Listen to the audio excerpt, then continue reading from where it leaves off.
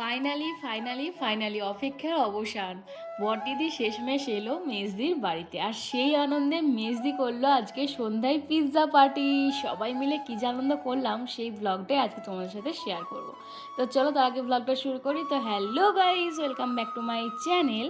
কেমন আছো তোমরা সবাই? আশা করছি ভীষণ ভালো আছো। ভগবানের কাছে প্রার্থনা করি তোমরা সবসময় খুব ভালো থেকো। তো চলে এসেছি আজকে আর একটা নতুন ব্লগ নিয়ে। আগের ব্লগে তো বলেইছিলাম দুপুর দুপুর খাওয়া দাওয়া করে একটু শুয়ে পড়েছিলাম। আর যেই সন্ধ্যা বা বিকেল হয়ে গেছে, কারণ বড়দি চেপেছিল 3:30 ট্রেনে, আজকে বড়দিদি ফাইনালি আসছে। সে কী যে আনন্দ! কবে থেকে ভাবছি যে কবে আসবে কবে আসবে। যদিও শনিবারে আমরা এসেছি আর ও এসছে রবিবারে, সেটাই মনে হচ্ছে যেন একটা যুগ পেরিয়ে আছে, তবু বড়দিদি আসছে না।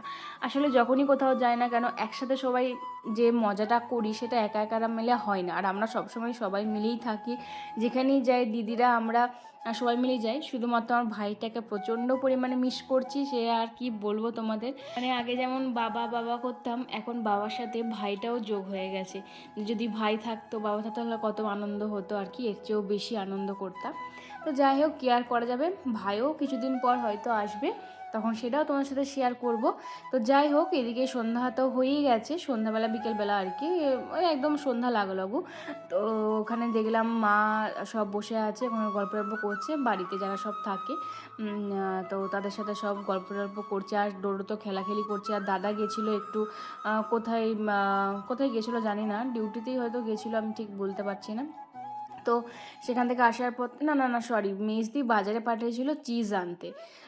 তো সেই কারণে চিজটা নিয়ে এলো, আমি মেজদিকে দেখিয়ে দিলাম। আর মেজদি আজকে বানাচ্ছে পিৎজা। সে যে কি আনন্দ হচ্ছে সে কি বলবো, বহুত দিন পিৎজা খাইনি। আর মেজদির হাতে রান্না বা এইসব জিনিস মানে দারুণ রান্না করে মেজদি। তো দাদা আমার জন্যই এই পিৎজা বেসগুলো কিনে রেখেছিল, যে মমি আসবে ওরা সবাই আসবে তখন কিন্তু করবি। আর যেহেতু বাড়িতে চিকেন হয়েছিল, চিকেন ছিল, তারপরে মটন হয়েছিল, মটনটাও মেজদি কয়েকটা পিস রেখে দিয়েছিল। তো সব কিছু করবে বলে এই যে একদম কুচি কুচি কুচি কুচি করে একদম মটনটাকে পিস পিস করে নিচ্ছে, ছোটো ছোটো টুকরো করে। ওইটুকুর মধ্যে এইটাই এনাফ আর কি। তো তারপরে তো এদিকে দুধটা গরম করেছিল, মেজদি বললো মাকে দিয়ে, মা ডোডোকে খাইয়ে দেবে। তো মা খাইয়ে দিল, তো গুড বয়, একদম চুপ, মানে একদম শান্তর মধ্যে খেয়ে নিচ্ছে। আবার খেলেই বলবে হাততালি দিবে, টেস্টি টেস্টি করবে, মানে এরকম ব্যাপার আর কি। তো যাই হোক, এদিকে তো মেজদি ওভেনেতে বসিয়ে দিয়েছে পিৎজা বানানোর জন্য। প্রথমে হয়তো মটন পিৎজাটাই হবে।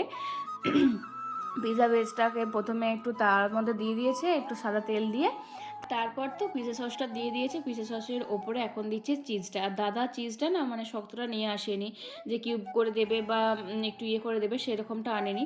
তো সেই জন্য পুরোটা আমি বললাম যে ওইভাবে না দিয়ে পুরোটা মাখিয়ে দে, তাহলেই ভালো লাগবে।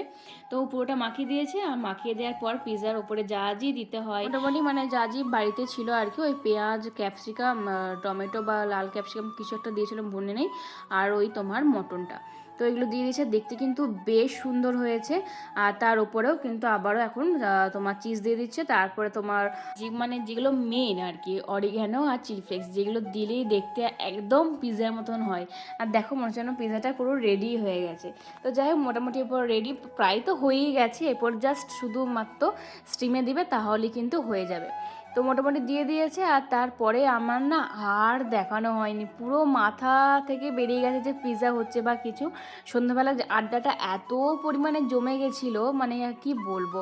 আর এই যে সোফাতে যে বসে আছে আমার পাশে দিদিটা, এই দিদিটারই বাড়িতেই কিন্তু দিদিরা ভাড়া থাকে। আর যে দিদিটা যে নীল রঙের নাইটি পরে আছে, এই দিদিটাও কিন্তু ওইখানেতেই ভাড়া থাকে, যার নাম উমাদি, মানে উমাদি এখানে ভাড়া থাকে। আর এই দিদিটার বাড়িতে, এই দিদিটার নামটা না মানে আমার মনেই নেই, ভুলেই গেছি। কারণ দিদি বলে নাম ধরে ডাকে না, আর উমাদিকে উমাদি উমাদি বলে ডাকে, সবাই দেখেছি, সেজন্য নামটা মনে আছে। আর দুজনেই এত ভালো এত ভালো, তাদের ছেলেরাও এত সুন্দর এত মিষ্টি, সে আর তোমাদের কি বলবো। আর এই গল্প করতে করতে চা খেতে খেতে দেখি না কেন আমাদের সানা বুড়ি আর বড়দিদি এসে গেছে। সানা যে মানে কি অপেক্ষা করছিল, মানে তোমাদেরকে আর কি বলবো। ভিডিও কল তো প্রত্যেক দিন করি, মানে দিদিদের বিয়ে হয়ে যাওয়ার পর থেকে আমাদের একটা দিনও মনে হয় মিস যায় না ভিডিও কল করতে। তিনজনে একসাথে ভিডিও কল করি সন্ধ্যাবেলাতে।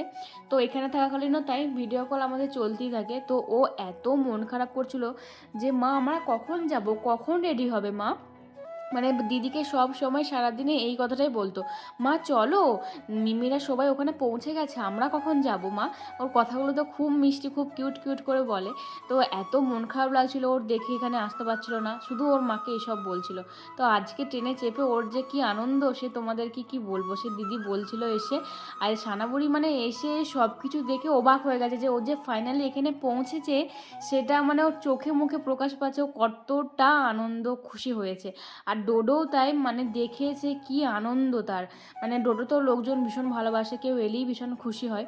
আর ও সানা দিদিকে পেয়ে ভীষণ খুশি, মানে শুধুই হামি খাচ্ছে, জড়িয়ে ধরছে দুজন দুজনকে। সে কি আনন্দ, দেখো সানার মুখটা একবার, কি মিষ্টি, আর কত আনন্দ পেয়েছে বেচারি মেয়েটা।